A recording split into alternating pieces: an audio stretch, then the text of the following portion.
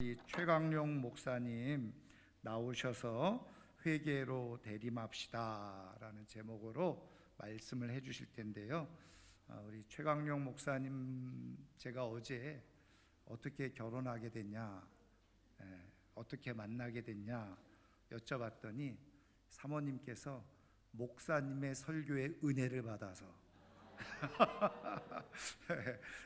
그래서 결혼할 마음을 굳히셨다 이렇게 말씀하시는데, 오늘 이렇게 좋은 말씀 또 전해주시라고 믿습니다. 우리 나오실 때 처음이니까 우리 격려와 응원의 박수, 또 좋은 말씀 전해달라고 우리 한번 박수 한번 하도록 하겠습니다.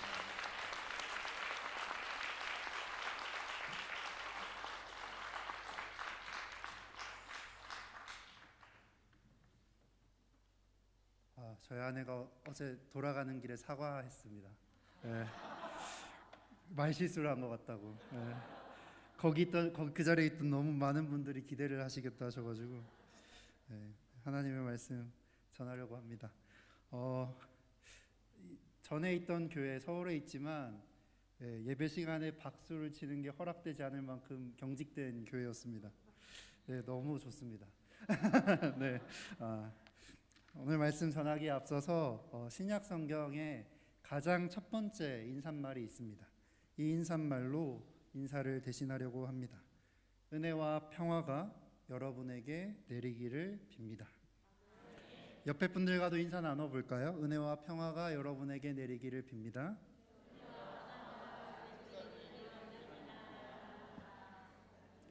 좀 멀리 계신 분 한 번만 더 하겠습니다. 은혜와 평화가 여러분에게 내리기를 빕니다.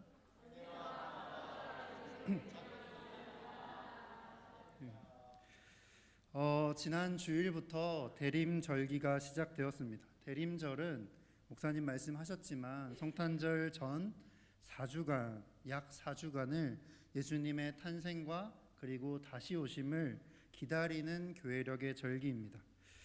대림절에 사용하는 예전색은 보라색입니다. 보라색은 기다림의 색인 동시에 참회의 색입니다.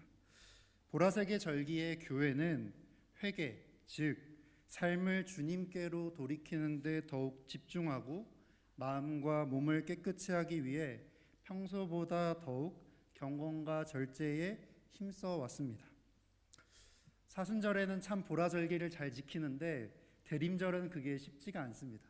연말도 있고 성탄 행사도 있고 너무 우리의 마음을 분주하게 하는 것들이 많지만 오히려 그럴 때에 교회는 보라색의 절기를 더욱더 지켜야 한다고 강조해 왔습니다. 이 절기의 교회는 4주간 매주 한 개씩 서로 다른 4개의 촛불을 차례로 밝혀왔습니다. 진한 보라색, 연한 보라색, 분홍색, 하얀색의 순서로 매주 초를 하나씩 밝혀왔습니다. 어떤 의미일까요? 보라색, 연보라색, 분홍색, 하얀색, 어떤 의미일까요? 성탄, 다시 말해 주님이 가까이 올수록, 주님의 오심이 가까울수록 우리의 삶이 어두운 보라색에서부터 점점 더 새하얀 빛으로 물들어감을 의미하는 겁니다. 주님이 오심이 가까울수록 우리는 점점 더 빛에 가까워지고 우리의 삶이 점점 더 밝아져 감을 의미하고 그것을 바라는 마음으로 매주 초를 하나씩 밝게 켜가는 겁니다. 대림절 첫 주에는 진보라색 초를 밝힙니다. 교회는 진보라색의 초를 밝히며 가장 먼저 대림절의 첫째 주일에 어두운 세상을 묵상합니다. 종말이 올 때에 심판을 받을 수밖에 없는, 주님이 아니면 도저히 소망이 없는 그런 세상을 묵상합니다. 그래서 교회의 성서 일과를 보면 그 대림절 첫째 주에 나오는 본문은 세상 종말에 대한 심판에 관한 본문입니다. 그런데 신비한 건 바로 이 주간에 교회가 종말의 본문을 읽으면서 촛불을 켜는데 그 진한 보라색의 촛불의 의미가 뭐냐면 바로 희망이라는 겁니다. 지난주일에 청소년부에서 함께 나눈 말씀 한 구절이 있습니다. 심판에 관한 말씀을 나누었는데 누가복음 21장 31절에서 예수님은 이렇게 말씀하십니다. 이와 같이 너희가 이런 일이 일어나는 것을 보거든 하나님의 나라가 가까이 온 줄을 알라 말씀하십니다. 여기서 이런 일이라는 건 종말을 의미합니다. 도저히 아무런 소망도 발견할 수 없는, 우리가 흔히 말하는 말세다 말세하는 그러한 일들을 말하는 겁니다. 주님은 세상을 주의 깊게 들여보라고 말합니다. 그러면 자연스럽게 깨닫게 될 거라고 하시는 거죠. 어떤 걸 깨닫게 됩니까? 우리가 정말 세상을 자세히 들여다보면, 오늘 낮에도 목사님 말씀 전하셨지만 세상이 어둡다는 걸 볼 수밖에 없습니다. 세상이 말세에 가까웠다는 걸 보게 되는 겁니다. 지혜가 있는 사람이라면 이 세상에 아무런 소망이 없음을, 이 세상에서는 구원을 찾을 수 없음을 금방 깨닫게 될 거라고 주님은 말씀하십니다. 대림절은 바로 이런 어두운 세상 앞에 그리스도인들을 세우는 것으로 시작합니다. 그런데 그 절망스러운 소식이 우리에게 찾아올 때, 세상의 어둠이 우리를 덮칠 때, 주님은 그냥 절망에서 끝나버린다고 말씀하지 않으시고, 오히려 그런 일이 일어나는 것을 너희가 본다면 하나님의 나라가 너희에게 가까이 왔다는 걸 알거라 라고 덧붙여 말씀하십니다. 주님은 말씀하시는 거죠. 세상에, 그리고 나에게 아무런 소망이 없음을 발견할 때라야 하나님의 나라가 가까이 온다라고 말씀하시는 겁니다. 세상의 어둠이 깊을수록 우리는 더욱더 하나님을 붙잡게 되고 하나님의 나라, 하나님의 다스림을 소망하게, 대림하게 되는 겁니다. 가장 절망적인 순간에 가장 희망적인 메시지를 선포하는 것, 그것이 우리가 속한 그리스도교의 신비이고 복음의 신비입니다. 오늘은 대림절 두 번째 주일입니다. 대림절 두 번째 주일은 온 교회가 전통적으로 세례 요한에 관한 본문을 함께 읽는 주간입니다. 오늘 본문도 연한 보라색, 그러니까 아직은 보랏빛의 절기에 속해 있는 날입니다. 2절 말씀 함께 읽어볼까요? 2절 말씀의 하반절 뒷부분 하나님의 말씀부터 함께 읽겠습니다. 시작. 하나님의 말씀이 빈들에서 사가랴의 아들 요한에게 임한지라. 아멘. 하나님의 말씀이 누구누구에게 임했다. 이 표현은 전통적으로 구약의 여러 예언자들이 처음 등장할 때 나오는 표현입니다. 제가 장신대에서부터 지금까지 약 10년 정도, 학위는 없지만 꾸준히 공부하고 있는 게 성서학입니다. 성서학을 공부하고 있는데 성경을 읽을 때 가장 도움이 되는 한 가지 방법을 알려드리려고 합니다. 묵상하실 때 여러 방면으로 도움이 되실 겁니다. 뭐냐면 성경에 어떤 말씀이 우리에게 올 때 그 말씀을 뒤집어서 읽는 겁니다. 예를 들어 볼까요? 제가 첫 번째로 여러분에게 건넨 인사는 사도 바울이 데살로니가 교회에 보낸 편지의 첫 번째 인사말입니다. 데살로니가 전서가 신약 전체에서 가장 먼저 써진 책이라고 말하거든요. 근데 이 말씀 뭐라고 합니까? 은혜와 평화가 너희에게 있기를 빕니다 라고 하죠. 이 말을 뒤집어 봅시다. 그러면 바울이 이 말을 가장 먼저 인사를 건넸다는 건 지금 데살로니가 공동체가 어떤 상황이라는 것일까요? 은혜와 평화가 없는, 그래서 은혜와 평화가 절실히 필요한 상황이었다는 겁니다. 예수님께서 언제나 등장하실 때, 부활 후에 등장하실 때 하시는 말씀이 있죠. 두려워 말라. 이 말을 뒤집어 보면 어떤 말입니까? 지금 제자들이 두려움에 떨고 있다는 겁니다. 이렇게 성경에서 선포되는 말씀은 언제나 그 반대의 상황을 전제하고 있는 겁니다. 그렇다면 오늘 말씀을 한번 뒤집어서 읽어봅시다. 하나님의 말씀이 누구누구에게 임했다라는 말을 뒤집어 봅시다.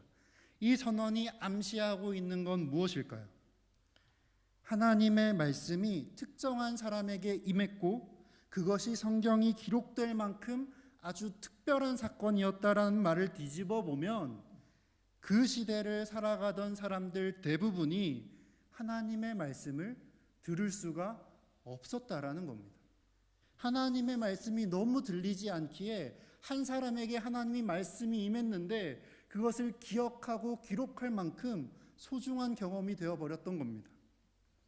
하나님의 말씀이 누구에게나 흔하게 임하지가 않았다는 겁니다. 그러면 이 문구가 오늘 세례 요한에게도 똑같이 적용된다는 건 어떤 의미일까요? 요한이 살던 시대에도 마찬가지였다는 거겠죠. 요한의 시대에도 하나님의 말씀이 누군가에게 임한다는 게 아주 특이하고 특별한 사건이었고, 다시 말해 사람들에게는 하나님의 말씀이 잘 들리지가 않았다라는 뜻입니다. 세례 요한에게 하나님의 말씀이 임한 때는 대림절로 치면 보라색, 즉 어두운 시대, 하나님의 말씀이 희미하고 희귀한 시대를 의미하는 겁니다. 그런데 여러분, 이 예언자의 소명 사건에 등장하는 첫 번째 문구인 여호와의 말씀이 누구누구에게 임하였다라는 말씀에 꼭 같이 따라오는 표현이 한 가지 더 있습니다. 예레미야서는 이렇게 시작합니다. 아몬의 아들 유다 왕 요시야가 다스린 지 13년에 여호와의 말씀이 예레미야에게 임하였다. 호세아서도 이렇게 시작합니다. 우시야, 요담, 아하스, 히스기야가 이어 유다 왕이 된 시대, 곧 요아스의 아들 여로보암이 이스라엘의 왕이 된 시대에 브에리의 아들 호세아에게 여호와의 말씀이 임하니라 라는 표현을 덧붙이죠. 이 두 본문에서 동일하게 등장하는 건 뭔가요? 여호와의 말씀이 임하는데 그 말씀이 언제 임했는지를 아주 정확하고 구체적으로 기록하고 있다는 겁니다. 성경은 누군가에게 여호와의 말씀이 임한 그때를 기록하는데 그 때를 그 시대의 통치자, 그 시대의 지도자의 이름으로 표현합니다. 오늘 본문 속 세례 요한도 마찬가지입니다. 1절과 2절을 보시면 세례 요한의 시대를 대표하는 7명의 지도자가 나옵니다. 그 이름이 쭉 나열되고 있습니다. 제가 읽어볼 테니 잘 들어보십시오. 7명입니다. 티베리우스 황제입니다. 티베리우스 황제가 로마를 통치한 지 15해에 본디오 빌라도가 유대의 총독이고, 헤롯이 갈릴리의 분봉왕이고, 동생 빌립이 이두레와 드라고니 지방의 분봉왕이고, 루사니아가 아빌레네의 분봉왕이고, 그리고 안나스와 가야바가 대제사장으로 있을 때에 하나님의 말씀이 요한에게 임했다라고 말씀하고 있는 것이죠. 그러면 왜 성경은 예언자들에게 하나님의 말씀이 임한 때를 그 시대의 지도자들의 이름을 기록하는 방식으로 표현하는 걸까요? 성경은 역사를 그냥 흘러가는 역사라고 말하지 않습니다. 성경은 역사를 언제나 두 세력 간의 전쟁으로 이해하고 있습니다. 이런 관점을 유대교의 신학에서는 묵시적이라고 표현을 하는데요. 역사는 언제나 두 가지의 세력, 두 세력의 영역 다툼에 놓여 있는 겁니다. 한쪽 세력은 어디일까요? 우리가 기도하듯 하나님과 하나님의 나라입니다. 그러면 그 반대편은 어디죠? 그 반대편은 하나님을 반대하는 자라는 단어의 뜻인 사탄, 우리가 흔히 성경에 말하는 공중의 권세 잡은 자들으로 표현되는 겁니다. 이렇게 성경은 역사를 그냥 흘러가는 역사라고 이해하지 않습니다. 역사는 언제나 두 세력 간의 다툼, 그 한가운데에 놓여 있는 겁니다. 요한의 시대는 어떤 시대입니까? 로마의 황제 티베리우스가 세상을 다스리던 시대라고 성경은 기록하고 있습니다. 본디오 빌라도가 유대를, 헤롯이 갈릴리를, 빌립이 이두레와 드라고니스를, 루사니아가 아빌레네의 지방을 다스리던 시대라고 하는 겁니다. 그리고 하나님의 다스림을 따라야 할 대제사장이었던 안나스와 가야바가 하나님을 따르는 것이 아니라 로마의 권력인 이들과 결탁해서 손을 잡아버린, 그래서 유대교의 성전에서마저 하나님의 말씀이 희미하고 메말라 버린 그런 시대가 바로 세례 요한의 시대였다고 1절과 2절은 기록하고 있는 겁니다. 바로 그때 하나님의 말씀이 빈들에서 사가랴의 아들 요한에게 임했다라고 성경은 기록합니다. 이렇게 하나님의 말씀은 허공에서 그냥 아무런 상황과 관계없이 그냥 주어지는 것이 아닙니다. 이렇게 하나님의 말씀은 언제나 특정한 시대를 살아가는 아주 구체적인 상황, 현실 가운데에서 들려오는 겁니다. 하나님은 우리가 살아가는 시대, 역사와 무관하신 분이 아니십니다. 오히려 하나님은 역사를 다스리는 분이십니다.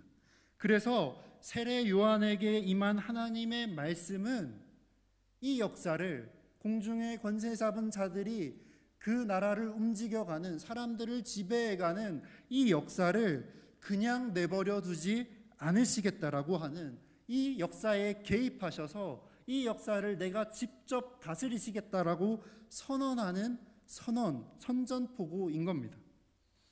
그래서 세례 요한에게 임한 하나님의 말씀은 우리는 이 말씀을 우리의 역사에, 인간의 역사에 침입하시는, 그래서 역사의 새로운 길을 내시는 하나님이 써내려가는 새로운 역사의 시작이자 선언으로 읽어야 하는 겁니다. 바꾸어 말하면 오늘 우리가 하나님의 말씀, 그 음성을 더 잘 듣기 위해 우리는 무엇을 해야 한다는 겁니까? 오늘 우리에게 주어진 현실을 충실하게 살아야 하는 겁니다. 오전에 담임 목사님 나누셨지만 우리는 지금 그리고 내가 살고 있는 이 세상을 똑바로 보아야 합니다. 피하지 않고 온전히 마주해야 하는 겁니다. 이 세상이 어둠에 있는지 아니면 주님의 빛 아래에 있는지를 잘 보고 판단하고 분별하고 살아가야 하는 겁니다. 누가 나를 다스려가고 있는지를, 누가 이 세상을 움직여가고 있는지를 잘 보셔야 한다는 겁니다. 하나님께서 이처럼 사랑하신 세상, 그 세상을 똑바로 마주해야 이 엇나간 세상을 향한 하나님의 사랑이 얼마나 크고 깊은지를 우리는 배워갈 수가 있습니다. 특히 세상의 어둠이 깊을수록, 깊음을 깨달을수록 우리는 그 어두움을 빛으로 바꾸실, 우리 역사에 침입하셔서 새로운 길을 만들어내실 주님을 간절히 바라고 기도하며 기다릴 수 있게 되는 겁니다. 다시 하반절 2절 한 번 더 읽어보도록 하겠습니다. 하나님의 말씀이부터 함께 읽겠습니다. 시작.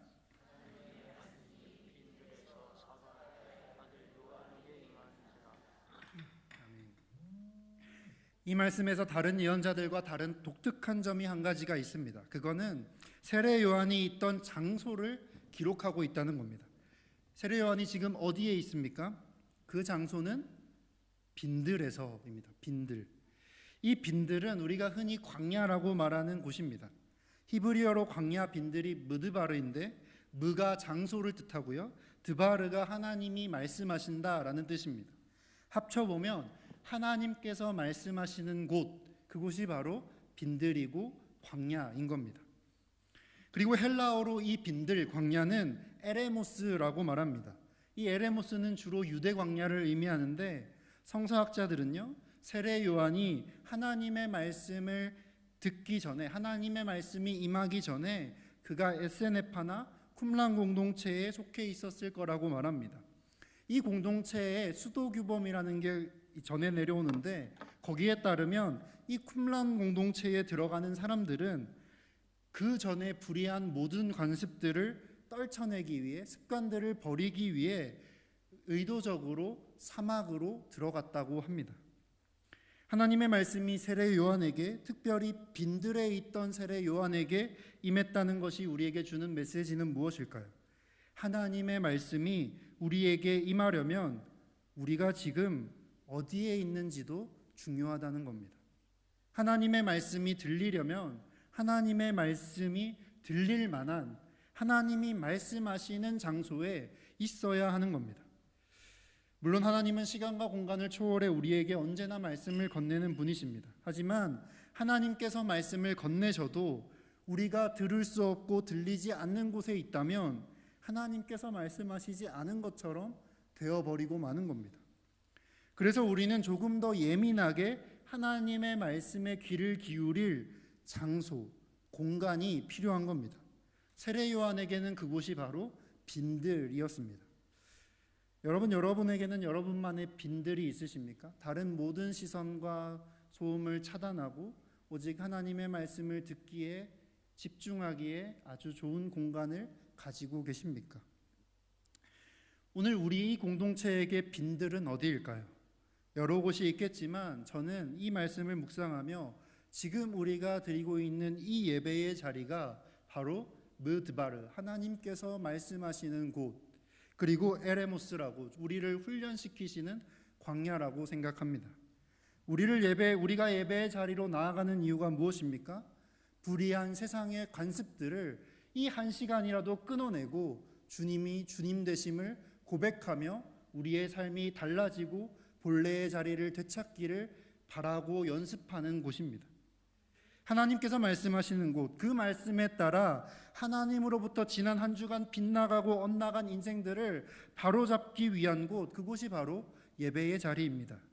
빈들에서 요한에게 하나님의 말씀이 임한 것처럼 하나님의 말씀이 희미해졌고 희귀해졌을수록, 그런 시대일수록 그 시대를 살아내려고 살려내려고 노력하기 위해 우리는 더욱더 예배의 자리를 지키며 하나님의 음성에 귀를 기울이며 계속해서 우리 자신을, 우리의 중심을 되찾아야 하는 겁니다. 지금까지 말씀을 정리해 보면 하나님의 다스림과는 전혀 다른 방향으로 흘러가는 세상, 하나님의 말씀이 희귀해진 어두운 세상에서 우리가 빈들로 나아가 주님의 음성에 귀를 기울일 때 주님께서는 우리에게 말씀을 건네시는 방식으로 우리의 삶과 그리고 인간 전체의 역사에 침투하시고 침입하시고 개입하시는데, 그때 하나님께서 우리에게 주시는 말씀은 그냥 말씀이 아닙니다. 우리가 나아갈 새로운 길이자 소명을 함께 주십니다. 요한의 소명이 3절 말씀에 기록되어 있습니다. 3절을 함께 읽어보도록 하겠습니다. 3절입니다. 시작. 요한이 요단강 부근 각처에 와서 죄 사함을 받게 하는 회개의 세례를 전파하니. 아멘. 요한의 소명이 무엇입니까? 요한의 소명은 바로 죄 사함을 받게 하는 회개의 세례를 전파하는 것이었습니다. 여기서 회개라는 건 보통 우리가 생각하는 19세기 이후에 16세기 이후에 경건주의, 그러니까 회개, 흔히 수련회에서 눈물을 흘리며 죄를 고백하는 그런 방식의 경험적이고 감정적인 회개가 아닙니다. 여기서 말하는 회개라는 것은 헬라어로 메타노이아입니다. 이 메타노이아의 뜻이 뭐냐면 가던 방향을 멈추고 바꾸어서 돌이키는 것입니다. 다른 방향으로 가는 겁니다. 가던 길을 멈추고 지금까지와는 다른 선택을 내리며 다른 방향으로 걸어가는 것입니다. 그게 메타노이아, 참된 의미의 신약의 회개입니다. 이 회개는 그래서 단순히 일회적이고 순간적이고 감정적인 것이 아니라 아주 지속적이고 구체적인 변화이고 그 변화를 동반하는 일상입니다. 그래서 4절에서 요한이 선지자 이사야의 글을 인용하며 이렇게 외치는 겁니다. 너희는 주의 길을 준비하라. 그가 오실 길을 곧게 하라. 유대인들은 이 구절을 전통적으로 율법과 선지자, 다시 말하면 구약 성경을 연구하고 실천하라는 명령으로 받아들였습니다. 주님의 길을 준비하고 주님이 오실 길을 곧게 한다는 건 단기 프로젝트가 아니라 장기 프로젝트입니다. 즉 회개라는 것은 인생의 한순간에 벌어지는 일이 아니라 평생을 두고 계속해서 삶의 방향을 바로잡아 가는 것입니다. 그 방향을 5절은 이렇게 표현하고 있는 겁니다. 우리가 가야 할 방향을 사도 세례 요한은 이렇게 표현하고 있는 거죠. 모든 골짜기가 메워지고 모든 산과 작은 산이 낮아지고 굽은 것이 곧아지고 험한 길이 평탄하여질 것이다. 아멘. 그리스도인은, 그리스도의 몸된 교회는 역사에 침입하시는 하나님, 그 하나님의 다스림을 세상에 실현할 소명을 가지고 있습니다. 하나님의 다스림은 티베리우스 황제가 만든 모든 엇나가고 빗나간 것들을 바로잡는 겁니다. 골짜기, 즉 부의 격차를 메우는 겁니다. 높고 낮음, 즉 모든 신분을 허무는 겁니다. 굽은 것, 곧 모든 삶의 주름들을 피는 겁니다. 험한 길, 곧 살아내기 벅찬 세상을 평탄한 살만한 세상으로 바꾸어내는 것입니다. 여러분 기억하십시오. 회개라는 것은 순간적이고 이례적인 행동이 아니라 지속적이고 구체적인 변화이자 실천이자 일상입니다. 방향이고 습관입니다. 쉬지 않는 기도입니다. 어떤 기도일까요? 주님이 가르쳐 주신 기도입니다. 주님의 나라가 오게 하시며 하늘의 뜻이 이 땅에서도 이루어지게 하옵소서. 매일 이 기도를 되뇌고 읊조리며 그 기도가 이끄는 방향으로 한 발짝 한 발짝 방향을 잡아 나가는 겁니다. 말씀을 맺습니다. 하나님의 사랑을 받고 계신 광진의 모든 성도 여러분, 요한의 외침은 사실 선지자 이사야가 이미 외쳤던 소리의 메아리입니다.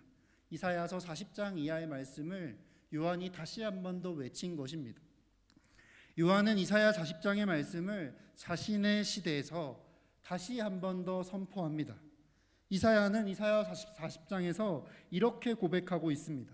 모든 육체는 풀이고 그의 모든 아름다움은 들의 꽃과 같으니 풀은 마르고 꽃은 시들면 여호와의 기운이 그 위에 불미라 라고 말씀하십니다.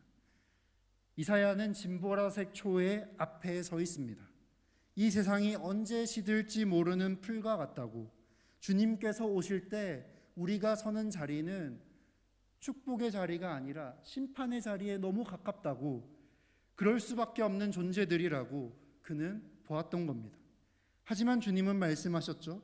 이와 같이 너희가 그런 일들이 일어나는 걸 볼 때 하나님의 나라가 가까이 왔음을 알거라 말씀하십니다. 하나님의 백성들의 이야기는 그저 어두운 보라색의 색깔, 그 보라색의 세상으로 끝나지 않습니다. 오히려 그리스도인들의 이야기는 여기서부터 시작합니다. 그는 주님께서 그런 어두운 우리의 삶에 찾아오셔서 이루어낼 그분의 빛과 구원을 노래하기 시작합니다. 이어지는 구절이 이렇게 되죠. 너무 유명한 말씀입니다. 풀은 마르고 꽃은 시드나 우리 하나님의 말씀은 영원히 서리라. 아멘. 이사야는 그런 진한 보라색 절망의 세상에서 하나의 희망의 촛불을 켭니다. 그 희망을 이어받은 세례 요한이 두 번째 촛불, 연보라색의 촛불을 지금 켜고 있는 겁니다. 6절입니다. 이렇게 기록하고 있습니다. 모든 육체가 하나님의 구원하심을 보리라. 아멘. 대림절 둘째 주간입니다. 이 둘째 주간이 시작되고 이제 일상으로 주님께서 여러분을 보내십니다. 이 둘째 주간 온 세계의 그리스도인들은 연보라색 촛불을 밝힙니다. 이 촛불에 담긴 의미는 그리스도의 평화입니다. 평화, 히브리어로 샬롬은 로마의 평화가 아닙니다. 힘의 균형이나 힘의 불균형으로 이루어지는 불안한 평화가 아닙니다. 샬롬은 사랑하고 사랑받는 관계에서 오는, 그 관계의 완성됨에서 오는 안정적인 평안함입니다. 하나님의 선물인 관계로 오는 평안함입니다. 이사야는 그리스도께서 오셔서 모든 육체의 하나님의 구원, 하나님의 샬롬을 이루실 것을 소망하며 선포하며 기다렸습니다. 그리스도께서 이 땅에 오심으로 그리고 그 하나님의 평화가 시작되었습니다. 사랑하는 광진교회 성도 여러분, 그리스도인 여러분, 이번 한 주간도 평화가 없는 세상을 살아내며 그저 살아내기만을 힘쓰지 마시고 이 평화 없는 세상을 살려내기를 원하시는 주님의 시선과 마음을 느끼시길 바랍니다.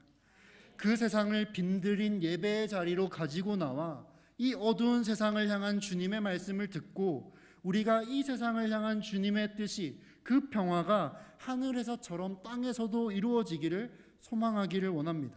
날마다 주님이 가르쳐 주신 기도를 읊조리며 내 삶으로 그 길을 닦을 때 성도님들 한 분 한 분의 신실한 삶들을 통해 주님의 평화가 이 영도 땅에 전해지고 이 지역의 모든 육체가 주님의 구원을 경험하게 될 줄 믿습니다. 회개는 주님이 끼어드는 빈자리, 빈 공간을 만드는 행동입니다. 언제든 주님께로 돌이킬 수 있는 준비를 하고 있는 것입니다. 매일 주님께서 우리의 삶에 끼어들 공간을 만듭시다. 주님의 나라가 이 땅에 임하기를, 주님의 뜻이 나의 삶과 나의 가정과 우리 가정에 그리고 이 땅에 임하기를 계속해서 읊조립시다. 회개로 대림합시다. 그러면 하나님께서 우리 삶에 찾아오셔서 우리에게 구원 베푸실 줄 믿습니다. 아멘. 이 시간 내 눈 주의 영광을 보내 함께 찬양하겠습니다. 찬양 전에 제가 기도 잠깐 하도록 하겠습니다.